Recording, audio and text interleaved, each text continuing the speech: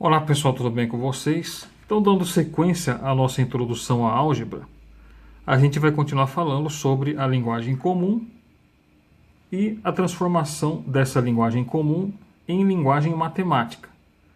Então, recomendo, pessoal, que se você não assistiu a aula anterior, que foi a primeira aula sobre introdução à álgebra, que você assista a aula anterior também. Tudo bem?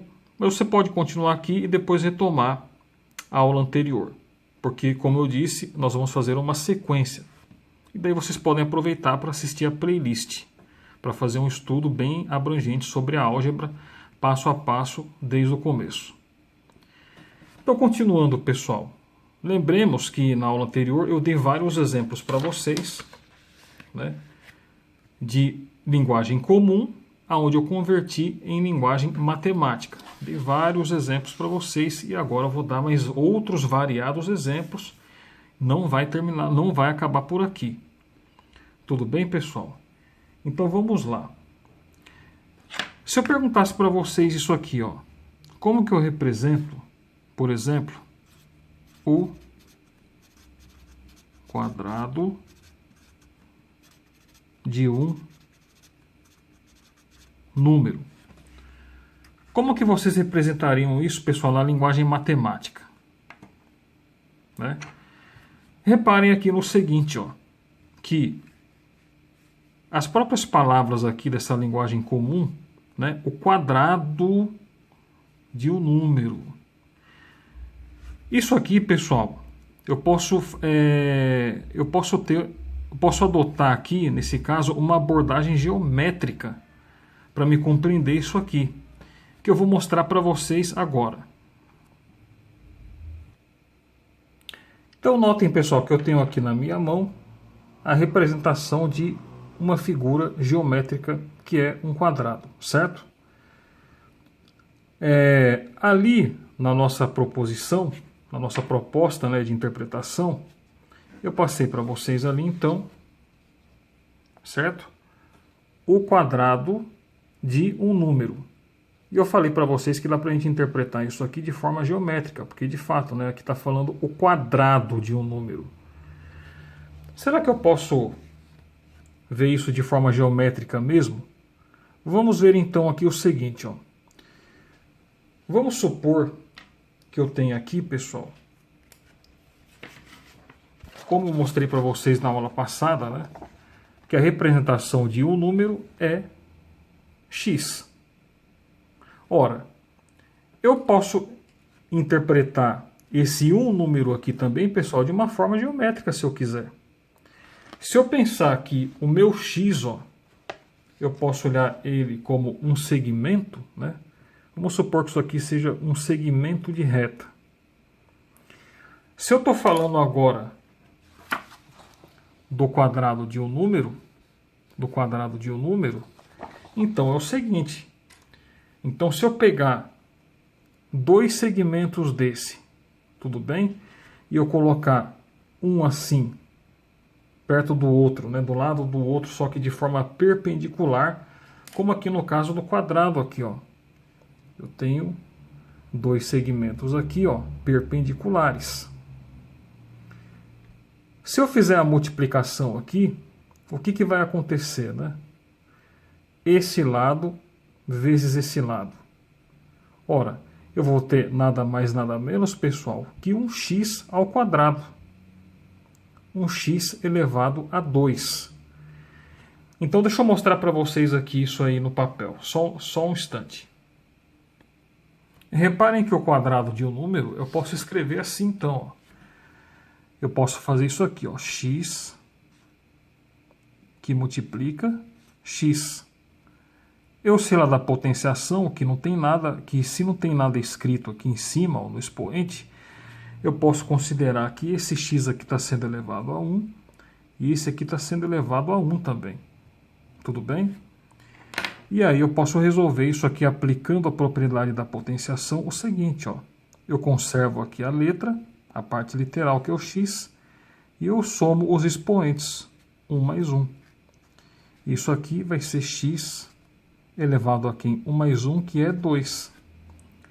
Então, o quadrado de um número eu posso representar como sendo x elevado a 2, ou seja, eu tenho aqui então o quadrado de um número, tudo bem?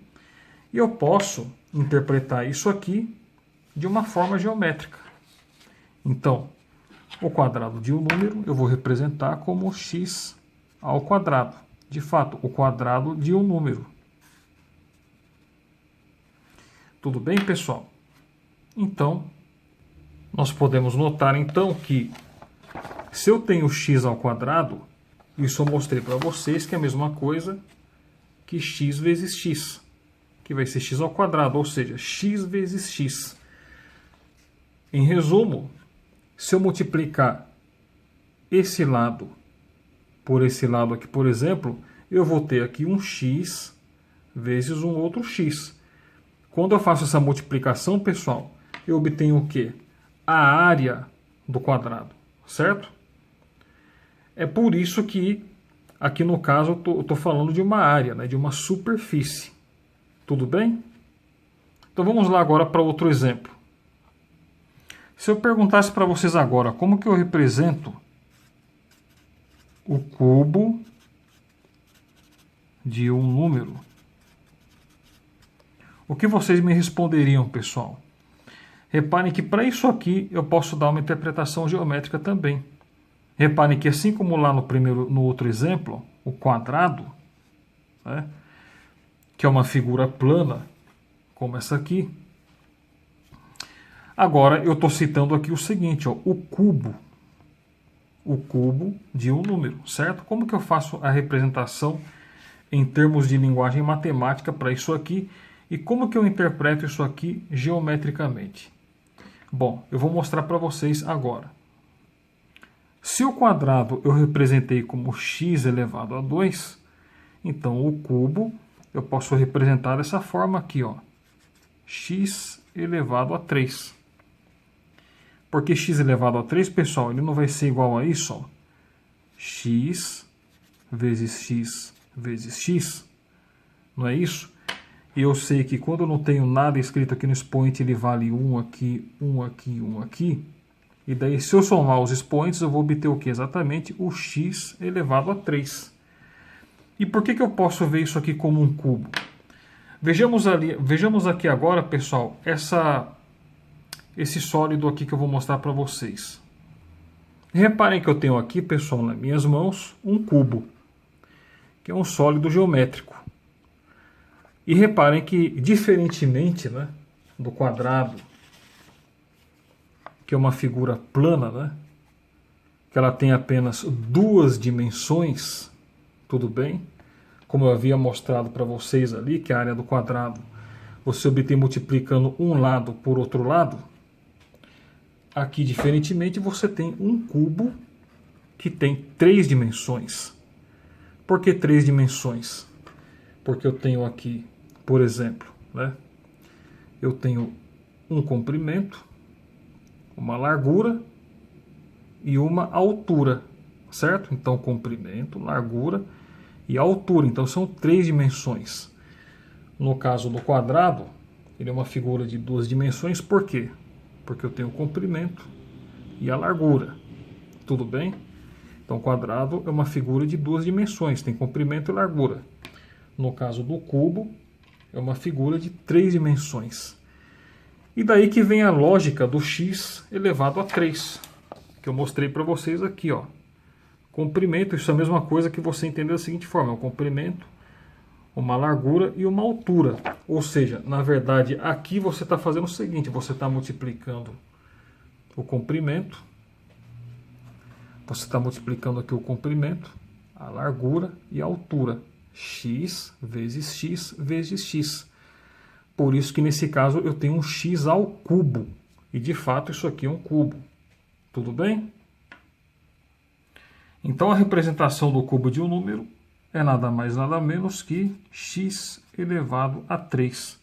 Ou seja, o cubo de um número. Então essa é a nossa representação. Aí, pessoal, acabou por aqui, né? Os exemplos que eu posso dar para vocês, não acabou por aqui.